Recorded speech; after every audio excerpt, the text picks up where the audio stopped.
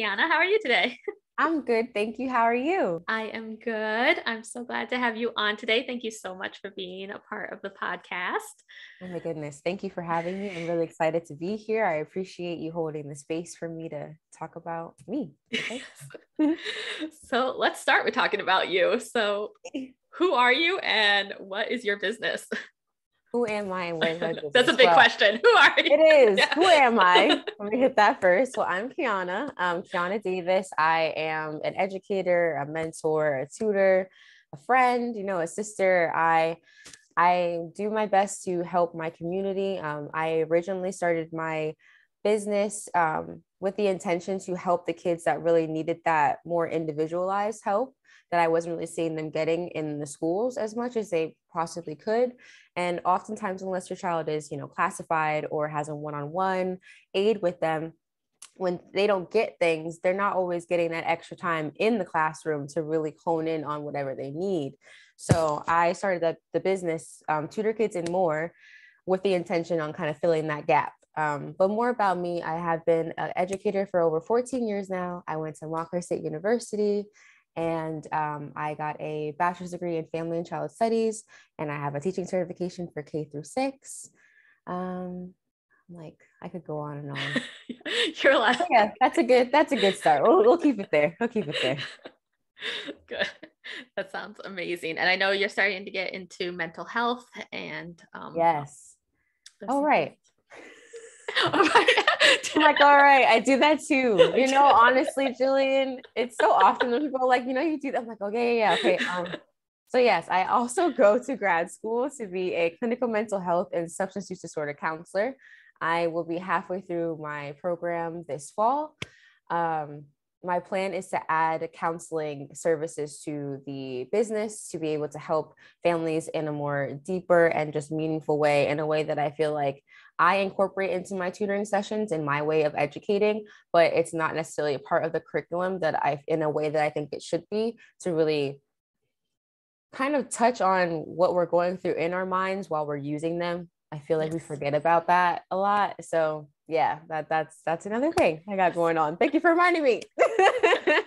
I think that's just a great aspect to add to it, because sometimes it's not a learning disability or a learning issue. It's something's going on and they're just not able to focus. Mm-hmm, exactly. So I know helping kids learn to love learn to love learning, if I could say that right. Got it. Mm-hmm, mm-hmm. So helping kids learn to love learning it's hard to say, is one of your passions. So as business owners, I know you help a lot of kids, but if you had to give advice to any business owners, when is it time for us to dive into learning, and when is the time to actually take action? Because I feel a lot of business owners are just, I can't do this until I know everything about it. Right. No, that's a really good question. And I battle with that. There are some things that I'll think that I have to learn every bit of it before I try it in my business, or before I use a system, or, while I'm trialing things. And I realized that the best way to learn is to kind of do, and you kind of have to feel it out. I think the best time is the best time to learn is when you really know nothing. And I've always been big on, even if I do end up hiring somebody, or if I work with someone to learn a certain skill, I want to be versed in that skill, at least to the basics, so that I feel like I can best understand what they're giving me, especially when it's new information. As far as when it's time to take action, I think that's also when you can see that there's parts of your system in your business, or systems in your business, that could be better. And if they don't get better, you're not going to get better. And then your clients aren't going to be happier, and the quality of your business isn't going to get any better. So I think that it really hones in on what you see. And I think being a really observant person within your business is important, because you want to see where your clients, or whoever you're helping, are not getting everything they possibly could get from you. And I'm still in the process of doing that now. So yeah, it's an ongoing process. Yes, it always is. And yeah, I have learned so much more by actually doing things than sitting down and watching a course, reading a book, actually doing them. Right. And that's what I tell people who want to start a podcast. You're not going to know everything. I don't know everything. No, I don't think anybody knows everything. No. No. So just start.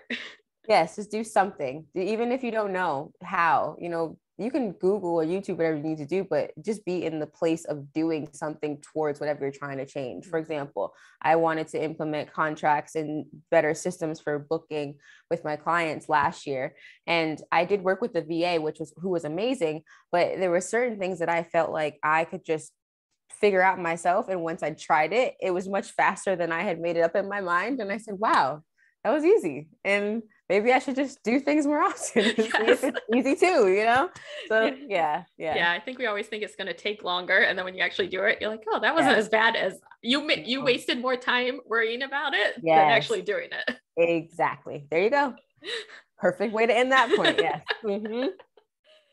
So I also know you do a lot of work with helping kids gain confidence in their abilities. Yes. So if we can relate that, because most of my listeners are podcasters, to podcast hosts, how would you suggest that gaining confidence, especially in our voice? I hear a lot of people saying that my voice sounds horrible, or too many people are already saying what I have to say, so why would they listen to me? Right. No, and it's funny because I loved your question, because I was like, these are questions that I don't get asked often, but I do think about in other contexts, because I'm also a singer, and I grew up singing with my family and church choirs and school choirs.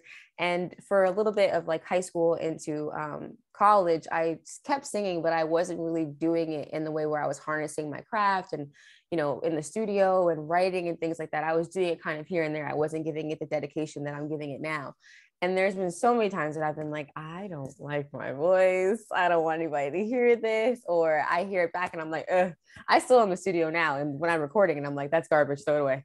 I don't want it. And it's honestly, I feel like now that I can hear my voice and know that it's not supposed to sound like anything anybody else has heard. And you kind of just believe that if people want to hear your voice, it doesn't matter what you think it sounds like. Your supporters aren't going to be the ones nitpicking your voice because they're listening, So I think singing helped me to hone in on that and really understand that you just do what you do and you do it how you do it. Mm-hmm. And somebody's going to resonate with the way that you do it, the way that you say it or sing it. Exactly. Yes. Exactly. I didn't know you were a singer. That's exciting. Yeah, thank you. Yes, I do a lot of different things. You're a lot. Yes, I do a lot of different things. You'll hear the music soon. I'm planning on releasing some music this year. So yeah. Yes. Oh, everybody needs to go follow you so they can look out for that. Yes. I'll keep you in the loop as time goes on, for sure. So I know we also said that you talk a lot about mental health, which is important in like every aspect of life and business. Right. So what are some of your tips for improving our mental health as business owners? As business owners, we have to focus on our needs and putting what they are first more than our clients sometimes. And that's hard to hear. Really harsh, I know, but it's so true. And I only say that because I was that person who did not do that. And I found myself getting to a place where I wasn't happy with how I was doing things because I felt like I was always being put to the back burner, and what people would sign up for, they didn't want to kind of follow through when it came to how it was going to affect me. And that's where I kind of looked at what I was doing and saying, well, you really can't expect things to change unless you have a different standard and you hold people accountable to that standard. And, you have to hold yourself to a certain standard to match that too. So that helped me to really see that, we have to focus on ourselves. And even when it comes down to answering emails, it's like there would be times that I would get a text or a call or an email from someone, and it could be an inquiry or a current client, and answer immediately. And I was like, even if you can, that doesn't mean you should. Sometimes you need to give yourself some space and say, you know what, maybe I'll get back to them tomorrow morning, because you don't want to set a standard that's unreasonable and that's going to be too high for you to maintain and sustain. So yeah. Yes. No, that's really good advice. And I did the same thing when I first started my business, answer all hours right away. Yes. I felt I needed to be available like 24/7. Yep. And it took a lot of people telling me like, Kiana, you don't need to have your clients have your phone number. I had to cut that out of the business. It was just like, this is just too much. It does. 4 years in, it got to be a lot. So yeah. Also, another thing is don't wait so long. If you see an issue, or if you feel like it might be a problem going forward, or if you experience it once, I'm so sorry, it once, you need to make sure that doesn't happen anymore, and see what that looks like and how you can change it and improve it going forward, because it's easier to fix it the first time than it is the 12th, 10th, or 50th, 100th time that it's happening. So yeah. Yes, exactly. It's your business. You get to change things that make it work more for you. Yes, exactly. So I know you have a very busy schedule. You teach during the day, you tutor on evenings and weekends. So when do you find time for you? Not very often. But then again, I think it's all the time sometimes, because I'm just like, whenever I need a moment, I take it. I think that I give myself that space and that grace, because I know it's necessary. And I might not allot as much time as I would like, but that I wish I could, but I still, in the weekends when I know that I need to relax, I set the time aside to relax. It might not be as long as I want to, or sometimes it's too long and then I get frustrated with myself. But either way, I know that if I took it, I needed it. And I think that's also what we as business owners have to remind ourselves, is that whatever it looks like, if you did it and you felt better afterward, then it was probably worth doing. It's always worth doing, especially when it's for you. Yes. Getting out of that mindset that, you have to be working during certain set hours. And when you're an entrepreneur, like, you can take a nap if you need to.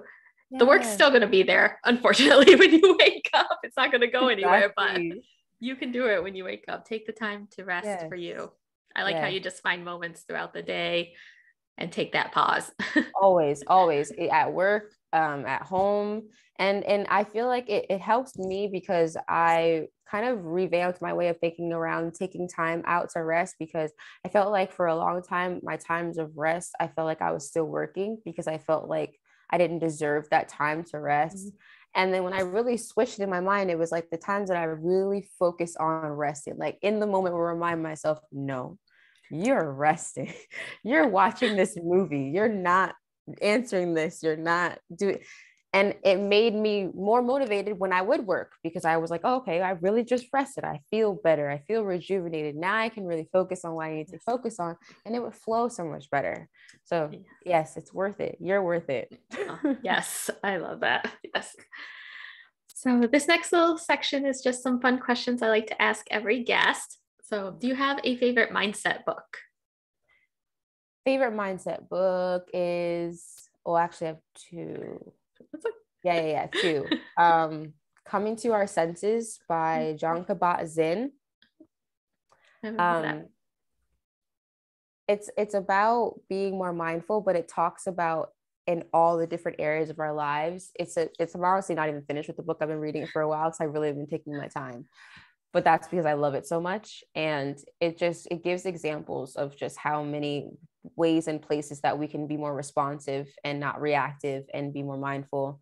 And it brings up examples, not as far as like a constant theme, but family examples or business examples or teaching examples. Like he just talks about his experience and different experiences, and really helps you to understand. So I like that one. And then Don Miguel Ruiz. Yes. Daily Meditations. I feel like I'm missing a part of the title, but I think it's something daily meditation. And it's a little small, like kind of pamphlet sized book. And there's a bunch of meditations and, mindfulness activities that go through different themes every day. And I don't read it every day, but it's always really meaningful when I do. And I try to do some reflective notes after each one too. So it keeps me thinking. I haven't heard of either one of those. I'll have to add them to my list. My list is growing so long. Yeah. My book list on Amazon is forever growing. I might not order all of them, but it's okay. Yeah. So do you have any affirmations that you use that help you out? So one of them actually got tattooed on me. It's do everything with love and whatever will be, will be. That's something that I remind myself of, because I just think that as long as our intentions are pure and we mean well and we lead with love, then whatever comes from it is supposed to happen. So that helps me to know that whatever I'm doing is the right thing. Yes.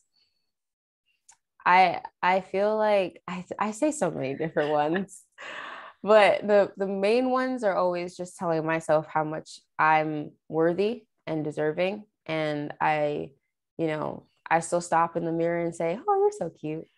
Or, you just got to tell yourself, like, "Hey, you're cute, you're smart." And a big one has been like, I'm deserving of all the wonderful things in the world, because I think that my self-worth, even though it's grown over the years, I still have that like imposter syndrome / like, I don't really think I deserve this, but then I'm like, but you deserve everything. So reminding myself that I need to keep going and just know that I'm worthy of everything that happens in my life. So yeah. Yes. I have to tell myself affirmations all day long. Yes. Yes. Keep yourself in that mindset. Yeah. Yes. Because that inner critic likes to come in and tell you all the horrible things you were doing all wrong. the horrible things. Yes. And there were days when I'm like, you know what, but you did do this. You did do this today. And I'm like, all right, yeah, you did. Yes. Yes. Just reminding ourselves how worthy we are. Mm-hmm. Yep. Exactly. Do you have a favorite podcast? Ooh. Okay, Jay Shetty is one of them. I love him. I just finished his book. It's really good. Ooh, see, on the list. On the list. Well, you really liked it? Yes, I did. It was really good. Okay, good. Okay. Yeah, definitely gonna read that one. What else? Jay Shetty. Eric Thomas. What is his? I don't know the podcasting name. I'm so bad with like the names and they're really long. But if you look up Eric Thomas, his podcast is him and a bunch of his friends. And I actually haven't listened to it in a while. So I've been listening to his church podcast, because he has two.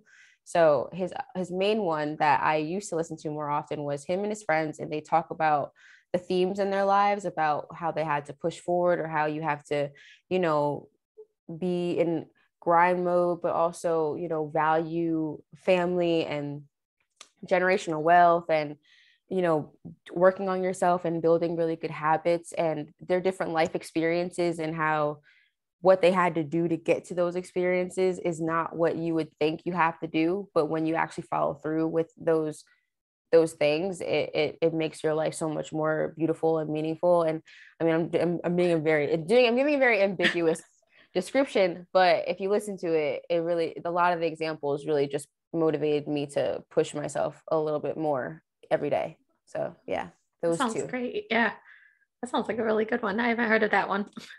I'll send that to you too. Yeah. The books and that. I got you. Thank you. No problem. So I want to thank you so much for coming on the podcast today. I really appreciate it. And how can the listeners connect with you? So I want to say thank you again.